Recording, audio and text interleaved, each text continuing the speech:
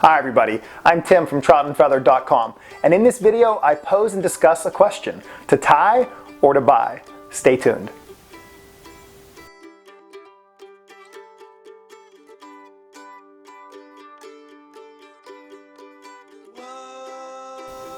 Let's start this one off by taking a peek at the fly I love to buy. So this is called a Sneaky Pete. It's made by Gaines. This is considered a slider, and there's really not a lot to this fly. The main part of it is going to be this popper head. And if you look at this and you say, what's the difference between a slider and a popper? It's really simple. If this head was reversed and this straight section was facing the eye of the hook, then it'd be considered a popper. And whenever you would strip in line and try to move this through the water, that front section would kind of act like a wall, and it would spray water off to the sides, and it would make a lot of commotion in the water. Versus this one, it's considered a slider. So it's just a reversed head, and it's a little bit smoother, so whenever you strip it, depending on how aggressive of a strip you have, it's going to make a little less commotion in the water. But if you do it right, you can strip it, and this head will actually dive into the water and then pop back up. So, and it does that really subtly, and I just kind of love that motion. Now, if you look through the rest of this pattern, let's just kind of examine it. There's a hook on it. You can't see this in everything we have going on right now, because underneath this popper, the hook has this little zigzag in it, and it's really to help this popper head from moving left to right. There's some eyes. On the bottom, it looks like there's some dots.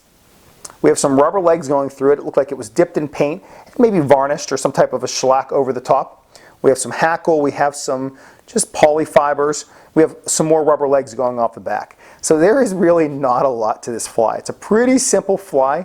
I love to fish and purchase this in the color chartreuse, in yellow, in black, I think in white as well. I can't remember the last time I purchased the white, so I guess I'll just kind of default to the yellow, the chartreuse, and the black. I buy it in large sizes, the whole way down to small sizes. I love to fish this with in still water and in moving waters for smallmouth, for largemouth. I fish some of the smaller sizes for panfish, for crappies, for perch. It's just one of those go-to flies that I love, and I just love to fish. Now, the whole gist of this video is I buy this fly. I don't tie it. Can I tie it? Absolutely. It's really not that tough, but at the end of the day, whenever I look at this fly, I think to myself, I'd much rather just buy a few of these and be done with it. So let's change the camera angle, and I'm going to talk a little bit more about why I purchase a fly like this and some others, and then I'm going to kind of ask for your opinions and just see if you purchase flies as well, and what's your reason, and also which flies do you buy. I believe it was the Catskill tyer, Paul Jorgensen, who said, there are flies for show and there's flies for go. I'm going to borrow a little bit from his fly tying line and say, there are flies to tie and there's flies to buy. So just a bit ago, you saw me explain or talk a little bit about the Gaines Sneaky Pete. This is a fly that I love to buy. Now I want to talk about my reasons why I tend to buy flies very, very occasionally, and we'll say less than 5% of the time. And I'm curious to hear a little bit more from all of you about why you tie or buy flies. So the Sneaky Pete, I talked a little bit ago about it being one of my favorite flies for bass. Smallmouth and largemouth. I fish in rivers, I fish it in lakes, I buy it in smaller sizes and fish it for panfish. It's just one of those flies I love. It catches me a lot of fish. It lasts a relatively long time. Once it gets beat up, I just toss it and then I go out and get another one. I keep around half a dozen to 9 of them kind of somewhere at all times, but anytime I start getting low, I immediately go out and I get more of those, just because it's a fly that I love to fish. But it kind of makes me wonder a little bit, because whenever I showed you all the components of that fly, it's not a very difficult one to tie.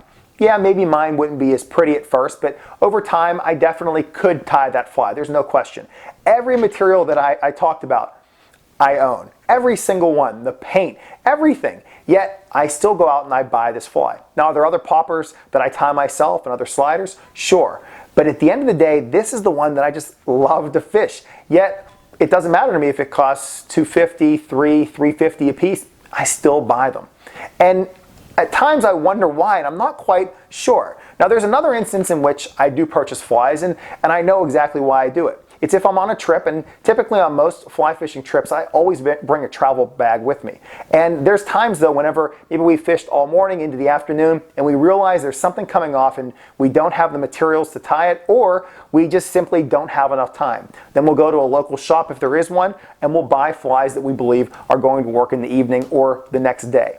Now, if there's an opportunity to buy material and we can tie it, we're probably going to buy the material first, but there are some instances in which I bought flies because I knew we really needed them to really catch more fish that evening. And sometimes they worked, sometimes they didn't.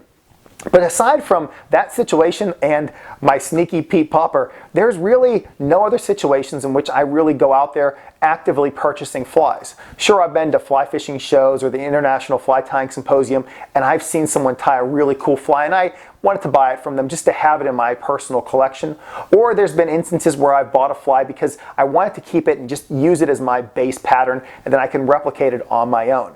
But aside from those little specific situations, that's it for me. So now I'm curious, and I'm going to pose that question: to tie or to buy?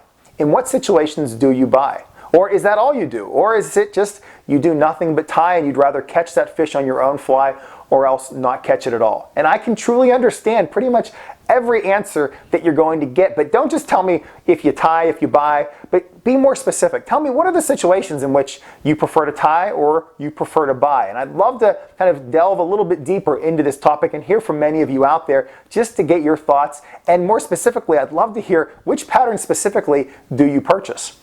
So please, by all means, comment down below in the comment section so I can learn a little bit more about my audience, because that's really what this is all about at the end of the day. Not going out and buying sneaky Pete's, though if you see me in a sporting goods store and these are for sale, kind of point me in that direction. I'm going to go buy a few of them. Well, thanks everyone for watching this video, and I look forward to hearing from you down below. If you'd like to watch more videos like this, you can check out my website, which is troutandfeather.com. I also can be found on Instagram and on Facebook under the Trout and Feather heading.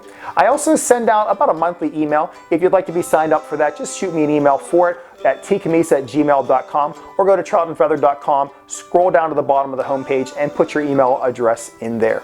If you have any questions or comments, again, you can leave them down below in the comment section, or you can email me. And once again, thank you so much for watching this video. Thank you for all the continued support on YouTube, and I can't wait to hear you answer my question.